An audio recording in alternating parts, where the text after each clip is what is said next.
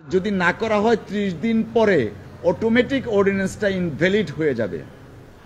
কিন্তু শেখ হাসিনা ওয়াজেদ ওই যে জনাব তারেক রহমান সাহেবকে ফাঁসাতে হবে, যে কারণে তিনি সেই অর্ডিন্যান্সের আন্ডারে মামলা দায়ের করলেন। মামলাটাই ছিল ভয়েড অব ইনিশিও, অর্থাৎ এই মামলা এই আইনে চলতে পারে না। কিন্তু ক্ষমতার দম্ভ, রাষ্ট্র এবং আদালতকে কুক্ষিগতা করার মাধ্যমে শেখ হাসিনা ওয়াজেদ এই মামলাটার ট্রায়াল করালেন। সেটা ট্রায়াল ছিল শুধুমাত্র আইনগত ট্রায়াল নয়, ট্রায়ালটা মূলত ছিল আপনাদের জন্য মিডিয়া ট্রায়াল।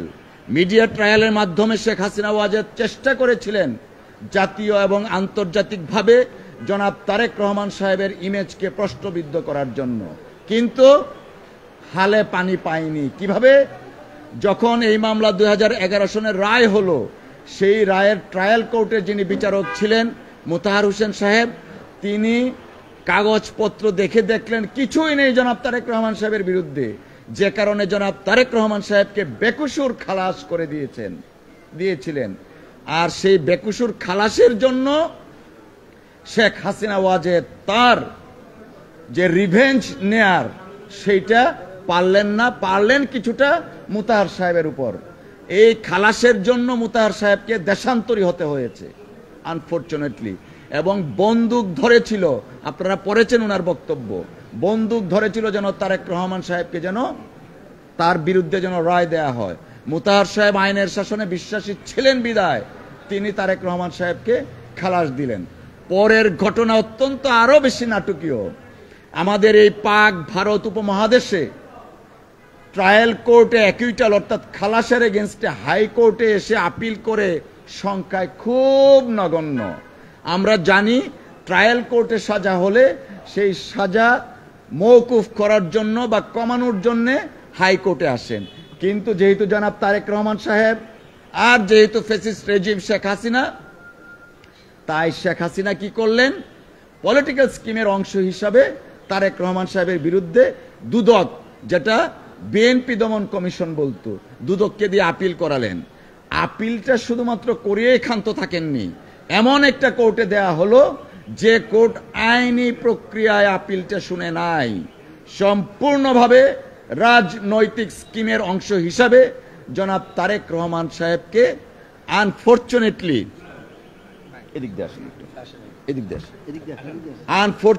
জনাব তারেক রহমান সাহেবকে 7 বছরের সাজা দিলেন। 7 বছরের সাজা দিলেন, যেখানে তিনি অ্যাকুইটাল হয়েছিলেন নিম্ন আদালতে। সেই 7 বছরের সাজাটা কেন দিলেন? জনাব তারেক রহমান সাহেবের সেই যে বললাম বাংলাদেশের অত্যন্ত জনপ্রিয় রাজনৈতিক পরিবার, যিনি দেশের স্বাধীনতা ঘোষণা করেছিলেন শহীদ রাষ্ট্রপতি জিয়াউর রহমান এবং 3 বারের প্রধানমন্ত্রী বেগম খালেদা জিয়ার বড় সন্তান, যিনি জনাব তারেক রহমান সাহেব বিএনপি নেতৃত্ব দিচ্ছেন, তার ইমেজকে ক্ষুণ্ণ করার জন্য 7 বছরের সাজা দিলেন out of a political scheme. তো দীর্ঘদিনের অবস্থা আপনারা জানেন। আজকে মহামান্য অ্যাপিলেট ডিভিশনের পূর্ণাঙ্গ বেঞ্চে মাননীয় আদালত শুনেছেন।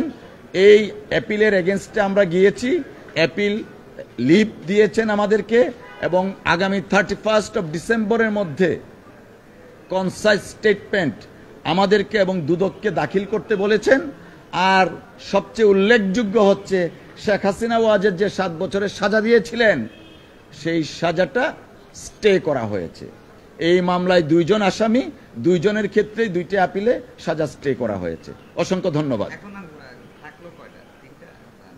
এইটা তো আজকের মামলার ব্যাপারে ব্রিফ করলাম, আর অন্যান্য মামলা যখন যা থাকে সেটা পরবর্তীতে করা যাবে। আজকে হাইলাইটস এটাই হইল আর কি। Thank you. দেখুন, জনাব তারেক রহমান সাহেবের তার কণ্ঠরোধ করার জন্য বিএনপিকে যেন তিনি নেতৃত্ব দিতে না পারেন, সুসংগঠিত করতে না পারেন, ফেসিবাদকে যেন উৎখাত করতে না পারেন, শেখ হাসিনা অনেক মামলা দিয়েছেন। আমাদের হিসাব মতো প্রায় 84টা মামলা। এর মধ্যে অধিকাংশ মামলায় আইনি প্রক্রিয়া খারিজ হয়েছে, বাতিল হয়েছে। পরবর্তী যেগুলো আছে, জনাব তারেক রহমান সাহেব একটা কথা বলেছেন, তিনি আইনি প্রক্রিয়ায় মামলাগুলা নিষ্পত্তি করতে চান। ওনার যারা আইনজীবী আছেন ওনারা চেষ্টা করছেন প্রচলিত আইন, নিয়ম এবং সাংবিধানিক অবস্থার অনুচ্ছেদের আলোকে ওনার প্রত্যেকটা মামলায় নিষ্পত্তি করার জন্য আমরা প্রচেষ্টা চালাচ্ছি। জনাব তারেক রহমান সাহেব দেশে ফিরবেন, উনি সারা বাংলাদেশের মানুষ যারা অপেক্ষা করছেন, বিএনপির শত সহস্র নেতাকর্মী অপেক্ষা করছেন ওনার জন্য, এই অপেক্ষা অনুভূতির প্রতি তিনি শ্রদ্ধাশীল। উনার দেশে ফেরাটা উনি যথাসময়ে প্রয়োজনীয় সিদ্ধান্ত নেবেন। ধন্যবাদ। চলেন।